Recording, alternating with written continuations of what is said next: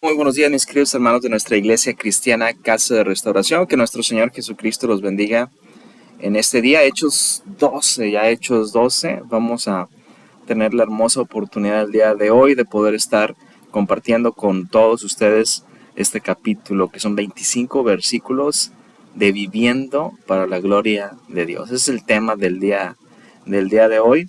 Mi hermanos, ha sido una bendición los primeros 11 capítulos del libro de los Hechos. Ya han sido 11 capítulos, ya van 20 clases de esta escuela dominical, ya van 5 meses. Ha sido una bendición en mi vida. Yo creo que ha sido una bendición para cada uno de los de mis hermanos que estamos asistiendo a la congregación, que estamos asistiendo a esta escuela dominical. Y yo creo que el Señor ha traído principios maravillosos para cada uno de nosotros, ¿no? Para esos principios maravillosos para ayudarnos a hacer la iglesia. Yo sé que es mucha información, mis hermanos, pero la intención de esta escuela dominical y de este estudio del libro de los Hechos no es que la gente vea en nosotros que sabemos mucho y que conocemos mucho de la Biblia. No, esa no es la intención, ¿no? El propósito de estudiar Hechos es Hechos 4:13. ¿Te acuerdas de ese versículo cuando lo vimos? Dice que entonces, cuando aprendieron a Pedro y a Juan, cuando los encarcelaron y hablaron con él, les dijeron en el Hechos 4:13, en este capítulo de Hechos, dice: entonces viendo el denuedo de Pedro y de Juan, y sabiendo que eran hombres sin letra y del vulgo, se maravillaban y le reconocían que habían estado con Jesús. Ese es el propósito, que el mundo, mi hermano, pueda reconocer cuando nos vea que hemos estado con Jesús. ¿Cómo nos va a reconocer? Por nuestra manera de hablar, por nuestra manera de sentir, por nuestra manera de comportarnos, por nuestra manera de ser con los demás, ¿no? Esa es la intención. Así que, si recordamos algo de los capítulos 10 y 11 que estuvimos viendo estas últimas 2 semanas, pues bueno, recordemos que vemos a un Pedro que está entrando a la casa de un gentil, y lo que vimos en el capítulo anterior, vemos cómo en Jerusalén los hermanos están hablando con Pedro y le están prácticamente recriminando el por qué se atrevió a entrar a casa de un gentil, a la casa de Cornelio, y Pedro les explica. La segunda parte de Hechos 11 vimos también cómo comenzó la iglesia en Antioquía, y recordando los últimos versículos del capítulo anterior de Hechos 11, dice el versículo 27, dice: en aquellos días unos profetas descendieron de Jerusalén a Antioquía. Versículo 28, y levantándose uno de ellos, llamando a Agabo, daba a entender por el Espíritu que vendría una gran hambre en toda la tierra habitada, la cual sucedió en tiempo de Claudio. Entonces los discípulos, cada uno conforme a lo que tenía, determinaron enviar socorro a los hermanos que habitaban en Judea, es decir, todos los de Antioquía. Esta nueva iglesia de Antioquía determinó mandar ayuda a Jerusalén. Dice: lo cual en efecto hicieron, enviándolo a los ancianos por mano de Bernabé y de Saulo. Y ahí se detiene Lucas, el escritor del libro de los Hechos, ahí se detiene y hace como que un paréntesis en este Hechos 12, para que posteriormente, después del capítulo 13 de Hechos, se enfoque ya después en Pablo. Así que hoy nos toca ver este tema maravilloso que es viviendo para la gloria de Dios. Vamos a orar. Padre Santo, Señor, te damos gracias porque nos da nuevamente la preciosa oportunidad de estar, Señor, compartiendo tu preciosa palabra en este hermoso libro de los Hechos, en el capítulo 12. Señor, te pedimos que esta preciosa semilla que va a caer en tierra de mis hermanos, en estos hermosos corazones, que usted los haya preparado de antemano para que esta semilla pueda ser una semilla que dé fruto en su preciosa vida. En tu precioso nombre, Señor, lo pedimos. Amén y amén. Bueno, hermanos, comenzamos con el libro de los Hechos, capítulo 12, tema viviendo para la gloria de Dios. Así que vamos a dar lectura al versículo 1. Dice que en aquel mismo tiempo el rey Herodes echó mano a algunos de la iglesia para maltratar. Eso es lo que comienza narrando este capítulo 12. Y lo primero que queremos entender es, cuando vemos la Biblia en los evangelios y en este libro de los Hechos, vemos que el rey Herodes está por todos lados, ¿no? Y no es el mismo Herodes, no nos confundamos, no es el mismo Herodes. La Biblia nos cuenta o nos habla de 4 Herodes. Uno es Herodes el Grande, otro es Herodes Antipas, otro Herodes Filipo, y este Herodes, que es el del apostólico, el tiempo apostólico, este es Herodes Agripa. Así que no nos confundamos, De acuerdo a la muerte de Herodes, que se registró en el año 44-45, y debido a que Hechos 2 está narrando precisamente la muerte de este rey Herodes, pues nos sitúa esta escritura más o menos en esta época, ¿no? En el año 44. Otra cosa que también quisiera resaltar de este rey Herodes es que su reinado fue muy corto, fueron como 4 años aproximadamente, ¿no? Ahorita vamos a ver qué fue lo que pasó con este rey Herodes, pero lo importante es de que aquí lo que podemos ver es de que ahora tenemos a un rey Herodes persiguiendo también a la iglesia, ¿no? Y hay que remarcar que hay una diferencia entre la persecución de Herodes a la iglesia del Señor y la persecución de Saulo. Por ejemplo, Saulo estaba persiguiendo a la iglesia porque creía que era lo justo. Saulo creía que estaba agradando a Dios al momento de estar persiguiendo a la iglesia, ¿no? Y este Herodes es diferente, esta persecución, porque Herodes no está buscando agradar a Dios. Este Herodes no es un judío, es idumeo, ¿no? Por así decirlo, es de la raza de los edomitas. Ciertamente estaba algo emparentado con los judíos, pero no era judío. ¿Y cuál es el problema entonces aquí con Herodes, no? El problema de Herodes es de que sin ser judío está gobernando un pueblo judío. Estaba gobernando precisamente el pueblo de Judea, ahí en Israel, y gobernar una locación así o gobernar un pueblo así sin ser del pueblo es difícil, ¿no? Es muy difícil. Y es por eso que vemos normalmente a casi todos los Herodes teniendo una tendencia por tratar de simpatizar con los judíos de alguna manera, por ganarse el favor de los judíos, ¿no? De hecho, aquí, no sé si recuerdan esta imagen del templo. Este es el templo que está en Jerusalén, o que está en Jerusalén en los tiempos de Jesús. Esta imagen recordamos que la vimos cuando estábamos hablando de la Puerta de la Hermosa. Y si vemos algo importante aquí, dice segundo templo de Herodes, ¿no? Es decir, los Herodes estuvieron tenían la intención de consagrarse con el pueblo judío porque lo estaban gobernando.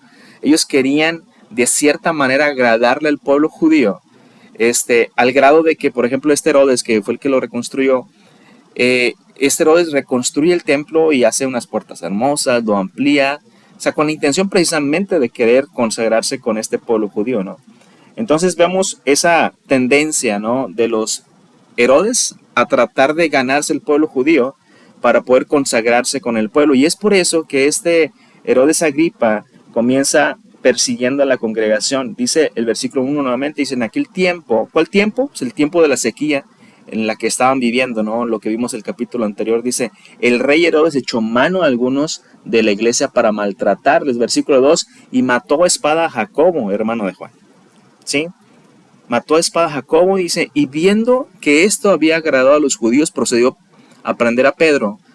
Y si eran entonces los días de los panes sin levadura. Si vemos, Herodes está tratando de consagrarse con el pueblo judío, y al ver que cuando mata a Jacobo, que es uno de los cristianos, uno de la iglesia y de los que están hablando sobre Jesucristo, y al ver que le agradó al pueblo, que le agradó a los judíos, entonces procede también a prender a Pedro. En ese querer, ¿no? Herodes, en ese querer participar. Pero aquí hay una pregunta que yo me hice, y era precisamente por qué mató a espada a Jacob, ¿no? Eso de matar a espada es básicamente que le cortó la cabeza, y aquí la pregunta es ¿por qué lo mató a espada? Bueno, en el libro de Deuteronomio, ahí podemos ver algunas de las leyes de lo que el Señor había dicho que se tenía que hacer, de acuerdo a la ley en Deuteronomio, que se tenía que hacer con aquellas personas que estuvieran dentro de una congregación incitando a otros hermanos judíos a voltear a adorar a otros dioses. Y entre todos ellos, tú lo puedes ver ahí en tu casa, leer Deuteronomio 13. Lo último que dice que dice que personas que incitaban a todo un pueblo a voltear su corazón sobre ídolos tendrían que morir a espada. Y según Herodes, esto es lo que estaba haciendo Jacobo y toda la iglesia, ¿no? Por eso lo mata a espada, ¿sí? Para poder cumplir la ley. Nuevamente, Herodes trata de consagrarse con el pueblo judío al grado de que para Herodes esto estaba mal contra los judíos, estaban volteando los primeros, o en este caso los discípulos, estaban haciendo que voltearan a otros dioses, sin saber que es Jesucristo, es el mismo Dios, ¿no? Entonces, para eso, él tiene que matar a espada precisamente a Jacobo, y el pueblo le aplaude. Vemos que los judíos están aplaudiéndole a este Herodes. Entonces, al momento de aplaudirle y ver que lo están reconociendo, entonces Herodes dice, ¿sabes qué? Ya la estoy armando. La idea es, vamos a perseguir a los líderes de la iglesia para poder consagrarme con los judíos y que todo el mundo me alabe de que yo soy el que rescató el pueblo judío, ¿no? Y es por eso que entonces atrapa a Pedro, dice, procede a prender a Pedro, pero no pudo hacerle nada porque eran los días de los panes sin levadura. Había que respetar esa parte de la ley, ¿no? Entonces ya tenemos al líder de la banda, nada más vamos a darle, a cortarle la cabeza, ahora sí, ya con esto nos consagramos con el pueblo, que Herodes estaba pensando. Versículo 4 dice, y habiendo tomado preso, le puso en la cárcel, entregándole a 4 grupos de 4 soldados cada uno para que le custodiasen, y se proponía sacarle al pueblo después de las Pascuas, ¿no? O sea, después de las Pascuas iba a ejecutar a Pedro. Pero versículo 5 dice, así que Pedro estaba custodiado en la cárcel, y aquí nos marca algo importante, porque los primeros 4 versículos nos narra una situación muy difícil para un hijo de Dios, muy difícil para Pedro, en el cual no hay manera de que pudiese escapar. Había malas noticias, ya habían matado a Jacobo, ya lo habían matado a espada, ahora Pedro estaba súper custodiadísimo, Herodes estaba con la intención de matarlo para poder consagrarse, lo puso en la cárcel, lo tenía custodiado, y ya estaba todo listo para esto, ¿no? O sea, se ve una situación muy complicada. Versículo 5 nuevamente dice, así que Pedro estaba custodiado en la cárcel. Pero, y por eso marco esta palabra, ¿no? Pero la iglesia hacía sin cesar oración a Dios por él. O sea, Herodes no contaba con la astucia. Herodes ya creía, ya estaba relamiendo los bigotes, frotando las manos para poder darle crank al líder de la iglesia y poder consagrarse él, ¿no? Con el pueblo judío. Pero no contaba con la astucia de la iglesia, ¿no? Que estaba orando a nuestro Dios sin cesar por la vida de Pedro. Hermano, mi pregunta aquí es, la iglesia está orando por Pedro, pero ¿acaso la iglesia no oró por Jacobo también? O sea, yo creo que la iglesia sí estaba orando por Jacobo, pero si estaba orando por Jacobo, entonces ¿por qué murió espada, no? Yo creo que nuevamente la iglesia sí estaba orando por Jacobo, pero si realmente fue que estuvieron orando por él, ¿por qué entonces le dieron muerte a Jacobo, no? Y es que, mi hermano, son temas un poquito complicados de poder entender, pero Dios en su infinita misericordia decide lo que es mejor para cada quien. Así de sencillo. A lo largo del capítulo vamos a ver este asunto de la gloria de Dios. ¿A quién le damos la gloria de todas las cosas que hacemos? Porque si podemos ver, Herodes está buscando su propia gloria, ¿no? Vemos a un Herodes que quiere consagrarse con los judíos para que él sea el reconocido, para que se pueda llevar la gloria él, para que la gente, el pueblo judío le reconozca a él. Él quiere matar a los cristianos para llevarse la gloria, ser reconocido como el salvador del pueblo judío, ¿no? Y mira, esto de la gloria del Señor no es más que cuando decimos queremos darle la gloria a Dios, es decir, que todas las cosas que nos puedan pasar buenas, siempre apuntemos al que las hizo en nuestra vida, que es a nuestro Señor. ¿Sí? El tema central nuevamente de este capítulo tiene que ver con que le demos la gloria de todo lo que hacemos al Señor. Si terminamos nuestros estudios en la universidad, es gracias a Dios. No gracias a mi capacidad o mi inteligencia, y probablemente gracias a mi capacidad, pero es una capacidad que Dios me dio.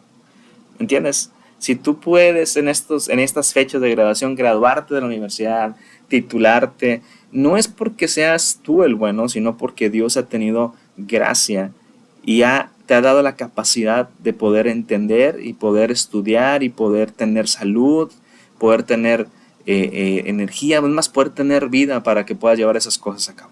Así que el único que puede llevarse la gloria de toda nuestra vida es el Señor. Y muchas veces el error que cometemos o que comete mucha gente es querer llevarse la gloria. Es decir, Herodes estaba buscando ser reconocido. Él no le importaba a Dios, él no le importaba que la posición que Dios le dio, porque sabemos que Dios es el que pone a los reyes, es el Dios el que pone las autoridades, son instituidas por Dios. Él nunca le interesó darle la gloria a Dios por esa autoridad que le dio sin probablemente merecerla, ¿no? Y en esto lo que vemos a un Herodes hambriento de que le reconozcan a él, un Herodes hambriento de algo que la Biblia le llama vanagloria. Isaías 43:7 nos dice que todos los llamados por mi nombre, para gloria mía los he creado, para eso los formé y para eso los hice. La palabra del Señor dice que nos creó, que nos formó, que nos hizo y que ahora nos ha llamado para que podamos darle la gloria a Él. ¿Sí? Para que nuestra vida pueda reflejar su gloria, quiere decir que podamos reflejar su imagen. Y para que cualquier cosa buena que salga de nosotros, la gente voltee a ver a Dios y no a nosotros. Es la manera en la que podemos darle la gloria al Señor. Según de Corintios 10:17 dice, mas el que se gloría, o sea, aquella persona que se jacta de algo bueno que ha hecho, el que se gloría es en el Señor, decía Pablo, porque no se ha probado aquel que se alaba a sí mismo. Entonces, este capítulo tiene mucho que ver con a quién le damos la gloria en todas las cosas que hacemos. Amén. Así que este pasaje tiene mucho que ver con ser humildes y reconocer que todo proviene de Dios. O ser egocéntricos y buscar que la gente nos alabe a nosotros. Una de dos, ¿sí? La pregunta que tenemos que hacer mandatoriamente es, ¿a quién le das la gloria de todo en tu vida? Porque vemos a un Herodes que está buscando su propia gloria, pero hasta ahorita también hemos visto a un Jacobo que glorifica a Dios entregando su vida. Pero también vemos a una iglesia que está glorificando a Dios orando y poniendo en las manos del Señor la situación de Pedro. Así que ¿a quién le damos la gloria? Sí, probablemente la iglesia, mi hermano, como decíamos, oró por Pedro y le dijo, Señor, salva a Pedro, y el Señor dijo no. Y Dios tiene derecho de decir no. Y si dice no, Él sigue siendo glorioso. No estoy haciendo referencia a aquellos posts que mandan en los estados o aquellos estados que ponen en las redes sociales cuando Dios dice que no es porque tiene algo mejor para ti. No necesariamente. En este caso, si tú ves o viéndolo desde la perspectiva de Jacobo, ¿qué era lo mejor para Jacobo? ¿No? Pues no morir. Pero Dios es el que tiene toda la autoridad, Dios es el soberano. Hermano, cuando nos centramos en nosotros mismos, dentro de nuestro corazón, estamos de alguna manera creando gusanos, como lo va a hacer Herodes, y esos gusanos van carcomiendo nuestro corazón. Pero cuando vivimos centrados en darle la gloria a Dios todos los días de nuestra vida, la luz de Dios va a habitar en nuestras vidas. Amén. Versículo 6 dice, y cuando Herodes le iba a sacar, aquella misma noche estaba Pedro durmiendo entre dos soldados sujetos con dos cadenas y los guardas de delante de la puerta estaban custodiando la cárcel. Esto que está aquí es de replay. Esto que estamos viendo, o sea, estamos viendo a un Pedro que está en una situación muy difícil y que está a punto de que lo ejecuten. Está a una noche de ejecutarlo, ¿no? Y de repente vemos que estaba un Pedro durmiendo, ¿no? Dice que aquella misma noche estaba Pedro durmiendo. Y eso es increíble porque solamente la paz de Dios puede hacer que una persona pueda estar descansando en medio de un problema de esa manera. O sea, imagínate, Pedro dentro de la cárcel y le dicen, Pedro, mañana te vamos a ejecutar. Ya imagino Pedro pensando, pues mañana me matan, bueno, entonces me duermo temprano, ¿no? Digo, imagínate la situación. Yo no creo que alguien pueda estar durmiendo en la situación. En mi caso, yo cuando tenía, no sé, a los 12 años de edad, me acuerdo por comentar algo y algo de mi vida. En ese tiempo me acuerdo que en la escuela nos hicieron un viaje ya prácticamente de graduación y nos llevaron a SeaWorld, nos iban a llevar a SeaWorld y cuando se llegó la noche para dormir, porque al día siguiente a las 6 de la mañana nos íbamos a ir allá a este SeaWorld, entonces cuando íbamos a ir para allá, yo me acuerdo que toda la noche no dormía. O sea, durante la noche, no sé, me dormía a las 10 de la noche, a las 11 ya me había despertado, miraba el reloj, me volví a dormir. Y cada 20 minutos me despertaba porque estaba ansioso por ir a ese viaje, ¿no? De excursión que íbamos a hacer. Estaba súper ansioso. Digo, nunca me han dicho a mí, obviamente mañana te vamos a matar, como le dijeron a Pedro probablemente, pero yo creo que sería muy difícil estar durmiendo. Pero Pedro tenía una paz increíble, mi hermano. Pedro estaba durmiendo, estaba entre los soldados, y durmiendo con unas cadenas en las manos. Y había, como dice este versículo, guardas delante de la puerta que estaban custodiando la cárcel. El versículo 7 dice, y he aquí que se presentó un ángel del Señor y una luz resplandeció en la cárcel, y tocando a Pedro en el costado le despertó diciendo, levántate pronto. Y si ves, aquí los tengo marcados, dice, levántate pronto. Y las cadenas se le cayeron de las manos. Le dijo el ángel, cíñete y átate las sandalias. Y lo hizo así, y le dijo, envuélvete en tu manto y sígueme. Y saliendo le siguió, pero no sabía que era verdad lo que hacía el ángel, sino que pensaba que estaba viendo una visión. Versículo 10 dice, y habiendo pasado la primera y la segunda guardia, llegaron a la puerta de hierro que daba a la ciudad, la cual se la abrió por sí misma, y salidos pasaron una calle, y luego el ángel se apartó de él. Entonces, fíjate, hasta entonces Pedro, volviendo en sí, dijo, ahora entiendo que verdaderamente el Señor ha enviado un ángel y me ha librado de la mano de Herodes y de todo lo que el pueblo de los judíos estaba esperando. ¿Y qué estaban esperando? Darme muerte, ¿no? Pero ¿quién me libró? El Señor. Ahora entiendo verdaderamente que el Señor ha enviado un ángel a salvarme, ¿no? Entonces, imagínate, Pedro está descansando en este momento y de repente aparece un ángel del Señor en medio de la situación, en medio por muy oscuro que sea el panorama para un cristiano, siempre la luz de Dios va a resplandecer para poder darnos un mensaje. Y en este momento el mensaje era, levántate, cíñete, átate las sandalias, envuélvete en tu manto y sígueme. Y cuando Pedro sale de la cárcel y ve que realmente no era una visión, porque es lo que dice, entonces vio Pedro que realmente no era una visión. A lo mejor esto nos ha pasado también, ¿no? Cuando vienes a la iglesia, hermano, y escuchas la palabra y escuchas las verdades de Dios, como por ejemplo cuando oímos que por gracia somos salvos por medio de la fe y no por obras para que nadie se gloríe, ¿no? Cuando hablamos de que en la cruz Dios cargó el precio de todos nuestros pecados y todavía gritó, consumado es, ¿no? Cuando oímos de que el acta de decreto no nos acusa, o aquella acta de decreto que nos acusaba ya fue clavada en la cruz. Cuando oímos que Dios nos dijo que nos dará un nuevo corazón y que no se acordará más de mis pecados, a lo mejor y tú puedes pensar todas estas maravillas cuando las escuchas en la iglesia. ¡Wow! ¡Qué padre!, ¿no? ¡Qué increíble! ¡Qué maravilloso! Pero te imaginas a Pedro si se hubiera quedado nada más con ese ¡wow! ¡Qué padre! ¡Qué bonita luz! ¡Qué padre ángel! ¡Qué bonito ángel! Pero no hubiera obedecido al ángel cuando le dijo, levántate, ciñete, átate las sandalias, envuélvete en tu manto, sígueme. Si no lo hubiera obedecido, Pedro todavía estuviera ahí en la cárcel. Pedro todavía estuviera dentro de la cárcel, pero no, él obedeció al Señor. Mi hermano, no sé cuántos hábitos en nuestra vida podamos tener todavía, hábitos arraigados que tenemos todavía en nuestras vidas, pero que los tenemos todavía porque no hemos creído que Dios ya nos ha hecho libres.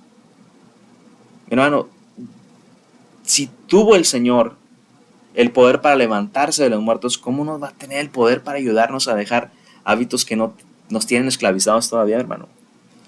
Así que no, no te maravilles nada más con estas palabras de nuestro Señor Jesucristo cuando nos dice que Él ha pagado el precio, que Él ya nos ha hecho libres, que Él murió por nosotros, que nos está dando un nuevo corazón. No te maravilles nada más cuando lo escuches, créelo, porque es una realidad, créelo, así como Pedro consideró, como Pedro pudo entenderlo, créelo.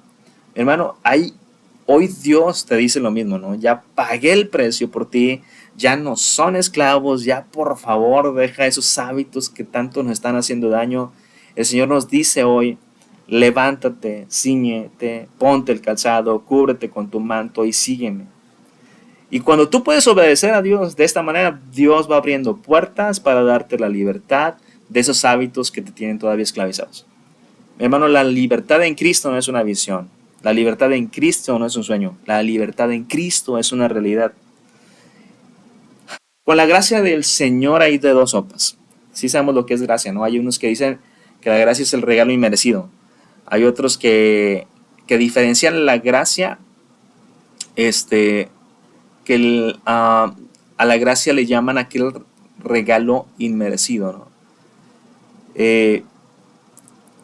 la gracia del Señor no es más que la salvación, porque es lo que el Señor, cuando el Señor tiene gracia sobre nuestra vida, es que el Señor nos da algo que no merecemos. Cuando hablamos de misericordia de Dios, me gusta mucho un pastor porque diferencia mucho entre misericordia y gracia. Y cuando dice la misericordia de Dios es que Dios no nos da lo que nos merecemos y lo que merecíamos era la muerte. Pero la gracia de Dios es que Dios nos da lo que no merecemos, ¿no? Que es la salvación. Entonces, mi hermano, cuando vemos y hablamos de la gracia de Dios en nuestra vida, hay dos sopas, ¿no? Una es, o la rechazamos diciendo que no creemos que Dios pueda perdonarnos los pecados que hemos hecho, o abrazamos la gracia diciendo qué glorioso es el Señor, que aun a pesar de la profundidad de nuestros pecados, el Señor nos abraza. Y tenemos que entender esto porque no podemos quitarle a Dios la gloria nuevamente, no podemos quitarle a Dios la gloria de que hemos sido perdonados, ¿no? Mi hermano, tú y yo hemos sido pecadores y pecadores terribles que no merecíamos segundas oportunidades. Así que si hoy estás o estamos delante de la presencia de Dios, es solamente gracias a Él. La gloria solamente para el Señor, mi hermano. Amén. Continuamos, versículo 12, dice, y habiendo considerado esto, Pedro llegó a casa de María, la madre de Juan, el que tenía por sobrenombre Marcos, donde muchos estaban reunidos orando. Yo creo que aquí está la clave de Pedro, ¿no?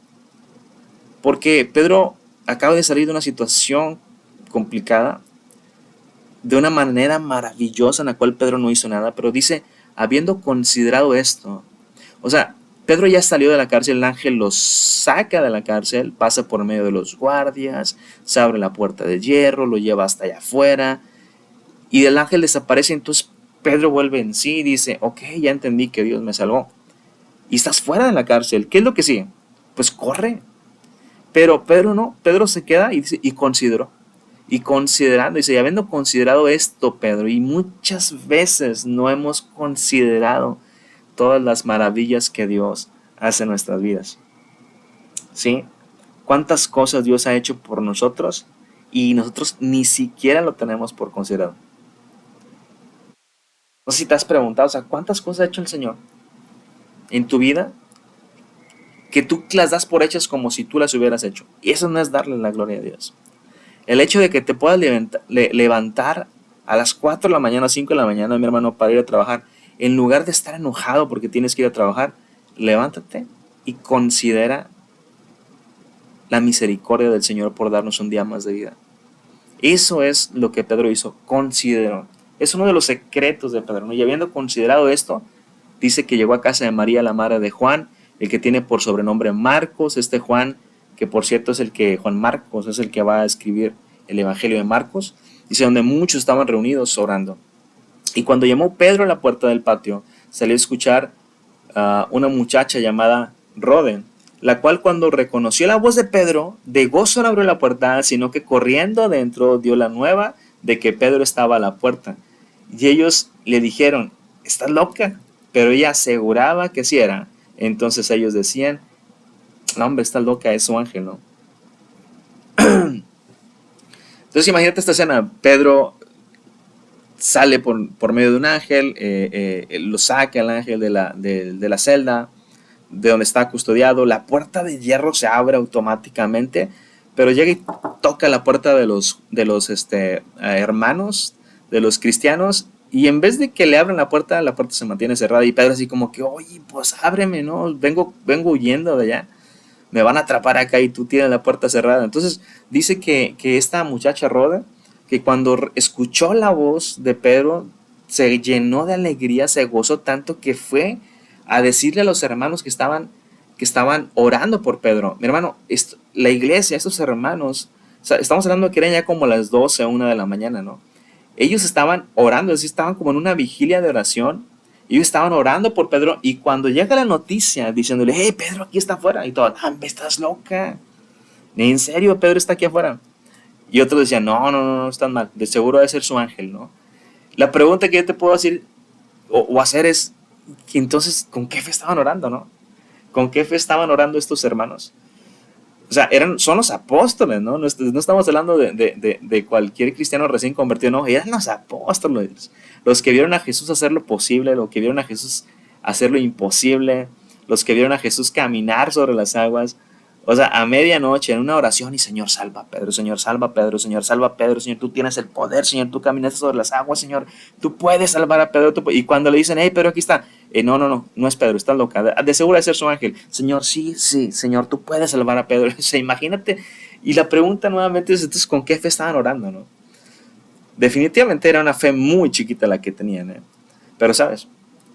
Dios no necesita que tengamos una fe muy grande.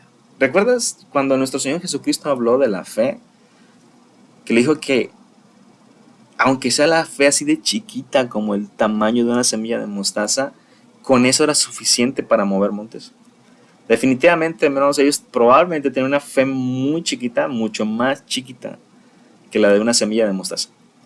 Pero una fe de ese tamaño puesta en el lugar correcto es suficiente. Tal vez tenían una fe muy chiquita, pero sabes, tenían un Dios muy grande. Mi hermano, probablemente cuando estemos orando nuestra fe no nos alcance más que para orar. Cuando estemos en una situación difícil, probablemente nuestra fe probablemente nada más nos vaya a alcanzar para estar orando. Pero no importa, porque esa fe tan pequeña puesta en un Dios tan poderoso, al Shaddai, al Todopoderoso, al Rey de Reyes, al que creó el cosmos, al que con su simple aliento dio vida a todo lo que podemos ver, con esa fe tan pequeña puesto en ese Dios tan grande, es más que suficiente para que Dios haga la preciosa obra, ¿me entiendes? Ahora, entiende esto, acuérdate que estamos hablando de darle la gloria a Dios. Si tuvieras una fe muy grande y las cosas se cumplen, entonces, ¿de quién crees que creería en ellos? ¿Qué es el mérito? Pues de él, de ellos, ¿no? Porque dice, pues que por mi fe muy grande, entonces por eso pasó. Pero si tenemos una fe pequeña y las cosas están concediendo, ¿de quién es la gloria? Solamente de Dios, ¿me entiendes? Solamente del Señor. Hay que darle al Señor la gloria de todo. Versículo 16 dice, mas Pedro persistía en llamar, todavía Pedro está tocando allá afuera, ábranme, me están persiguiendo. Y cuando abrieron y le vieron, se quedaron todos atónitos, ¿no? Dice la palabra del Señor, versículo 17, pero él, o sea, Pedro, haciéndoles con la mano así señal de que se callaran, o sea, ya imagínate cómo hizo la señal, les contó cómo el Señor le había sacado de la cárcel. Es decir, Pedro no está buscando como Herodes darse la gloria. O sea, Pedro pudo haber dicho, nadie vio. Pedro pudo haber dicho, no, es que así como Alan Pulido, ¿no? Yo estaba amarrado y golpeé a 3 guardias y me zafé a uno, me salí corriendo, llegué a un Oxxo, recargué la tarjeta y hablé a la policía, ¿no? Pedro hubiera dicho, así como este futbolista que fue secuestrado aquí en Tamaulipas, ¿no? Pero no fue así. O sea, Pedro enfocado en reconocer y darle la gloria al Señor. Pedro dice, les contó cómo el Señor le había sacado de la cárcel y dijo, haced saber esto a Jacobo y a los hermanos, y salió y se fue a otro lugar. Amén. Versículo 18, y aquí en esta parte ya nos narra la muerte de Herodes. Vamos a leer prácticamente todos estos versículos para poder darle una explicación. Dice, luego que fue de día, hubo un poco de alboroto entre los soldados sobre que había sido de Pedro. Aquí retomamos a Herodes. Herodes en la parte de los primeros 3 versículos, tratando de Herodes de buscar la gloria para sí, de que la gente le reconociera a él, de que el pueblo judío lo reconociera a él. Entonces, lo primero que podemos ver en los primeros versículos es de que Herodes está tratando de que la gloria sea solamente para él. Y una de las cosas que podemos ver cuando nuestra intención es de que la gloria sea para nosotros es de que siempre vamos a estar en contra de la voluntad de Dios. Y Herodes es lo que estaba haciendo, estaba en contra de la voluntad de Dios, que hacía el Señor creciendo la iglesia o estaba haciendo crecer la iglesia.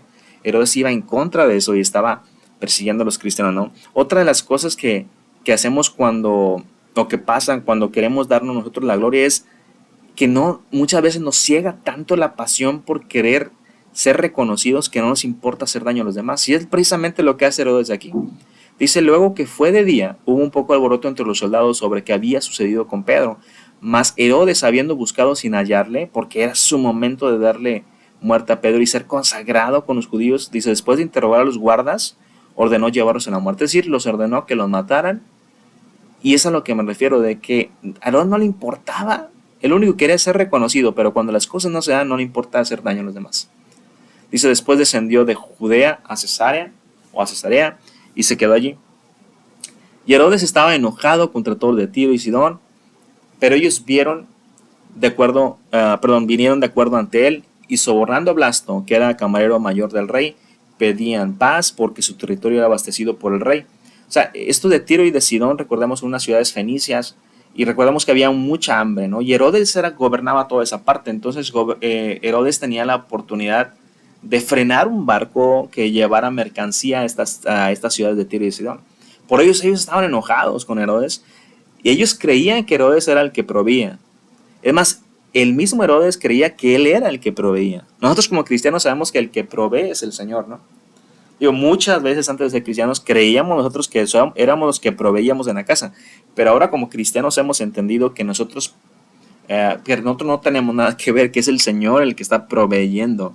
Entonces, estos de Tiro y de Sidón creían que era Herodes el que estaba proveyendo, y por eso van y buscan a Herodes y quieren hablar con él, pero Herodes no los quiere ver, y entonces sobornan a Blasto, dice que era el camarero mayor del rey, y pueden de esta manera contactar a Herodes, estar delante de Herodes, allí en su territorio. Dice el versículo 21, dice que un día señalado, Herodes, vestido de sus ropas reales, se sentó en el tribunal y les arengó. Esta palabra arengar es una palabra muy política, ¿no? Arengar es como hablar muy bonito, tan bonito que cautivas a las personas. Lo usan, como digo, mucho los políticos. Y es por eso que el pueblo aclamaba gritándole, voz de Dios y no de hombre. O sea, algunos estudios dicen que en este día Herodes estaba vestido de sus ropas reales, y describen las ropas reales que tenía probablemente hilos de oro, o sea, era un traje increíble el que tenía Herodes, y muy probablemente con el reflejo del sol brillaba el traje, ¿no? O sea, era un traje brilloso. Y luego todavía tienes un Herodes que maneja muy bien la palabra, que maneja muy bien lo que dice, que es muy político al hablar, y dice que les arengó, y entonces el pueblo lo escucha, y todos, wow, o sea, este es un Dios. O sea, lo que está diciendo es un Dios el que está hablando, no es un hombre. Y esto, imagínate, era lo que Herodes quería, ¿no? Herodes alimentaba de esto, y por eso el versículo 23 dice, al momento un ángel del Señor le hirió por cuanto no dio la gloria a Dios, y expiró comido de gusanos, ¿no? Esto fue lo que precisamente le pasó a Herodes por querer quedarse él con la gloria del Señor. Y hay algo que a mí me gusta mucho, que un predicador comentaba y decía, los elogios son como los chicles. Pueden ser dulces un rato en la boca, pero a final de cuentas los tienes que escupir. Los tienes que escupir porque no te los puedes tragar, porque si te los comes no alimentan, los elogios no sirven para nada. Así son los elogios, mi hermano. Los elogios pueden ser muy bonitos, pueden ser dulces, pero a final de cuentas tíralos porque no te sirven para nada. Porque si te comes esos elogios, puede ser que nos pase como este Herodes, ¿no? Esos elogios empiezan, si nos los tragamos, empiezan a gusanar nuestra vida hasta el grado de poder acabarnos. Así que toda la gloria que quiso comer Herodes lo gusanó por dentro. Así que la historia dice, ¿no?, que Herodes cayó, pero que no murió instantáneamente, sino que todavía trataron de restablecerlo por un tiempo, y después cuando ya muere, entonces cuando abren Herodes y ven que estaba lleno de gusanos por dentro, ¿no? Yo no creo, o hay muchos comentaristas que no creen que haya sido una enfermedad, sino un juicio de Dios sobre la vida de Herodes, ¿no? Así que, mi hermano, toda la gloria siempre de todo lo que hagamos debe ser para nuestro Señor. No puedes comerte tú la gloria, que no nos pase lo que pasó con Herodes. Hermano, si tienes un trabajo, dale gloria a Dios. Si tus hijos están caminando por el camino correcto, por el camino de la verdad, por el camino de Dios, por el camino de la vida, gloria a Dios. No trates de colgarte esa medalla, porque eso aguzana nuestros corazones. Por último, estos dos versículos dice, pero la palabra del Señor crecía y se multiplicaba. Después de la muerte de Herodes, La palabra del Señor siguió creciendo y se siguió multiplicando. Y entonces aquellos Bernabé y Saulo que en el capítulo anterior los habían mandado a Jerusalén para ayudar, dice que ya vienen de regreso otra vez a Antioquía. Dice, cumplido su servicio, volvieron de Jerusalén llevando también consigo a Juan. Pero no vienen solos. Ahora se traen a Juan Marcos, al que tiene por sobrenombre Marcos. Y este estudio, mi hermano, nos deja estas dos reflexiones. Cuando buscamos nuestra propia gloria, hay 3 puntos que tenemos que tomar en cuenta. Siempre vamos a ir en contra de la voluntad de Dios. Herodes estaba persiguiendo a la iglesia, esto lo vimos en el versículo 1 y 3. Así que cuando buscamos nuestra propia gloria es ir en contra de la voluntad de Dios, ¿ok? Lo segundo es que al buscar este objetivo, al buscar conseguir el que la gente nos dé la gloria a nosotros, podemos hacerle daño a más personas. Y vemos a un Herodes que no le importó matar a los soldados, en el versículo 18 y 19. Y recibir los elogios agusan el alma y trae juicio sobre nuestras vidas. Y eso lo vimos ahorita en el versículo 23. Pero cuando entendemos, hermano, que todo es por Él, por medio de Él y para Él, número 1, hay confianza. Cuando tenemos y sabemos que tenemos que darle la gloria a Dios y que todo lo que pasa en nuestras vidas, gracias al Señor, número 1, como Pedro, hay confianza. En el versículo 5 y 6 vemos a una iglesia orando por Pedro, pero también vemos a un Pedro descansando en medio del problema, en medio de la situación. ¿Recuerdan ese hermoso salmo? ¿Sí? Ya, yo sé que te acuerdas, yo sé de qué salmo sabes que estoy hablando, pero en paz me acostaré y así mismo dormiré, ¿no?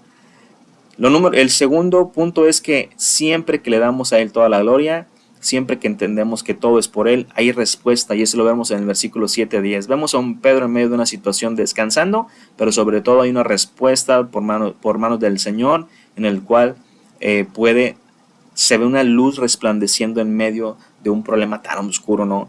Lo tercero es que hay libertad, lo vimos en el versículo 11. Vemos a un Pedro que dice, Dios, ahora entiendo que el Señor ha enviado un ángel para poder salvarme, para poder rescatarme de aquí, ¿no?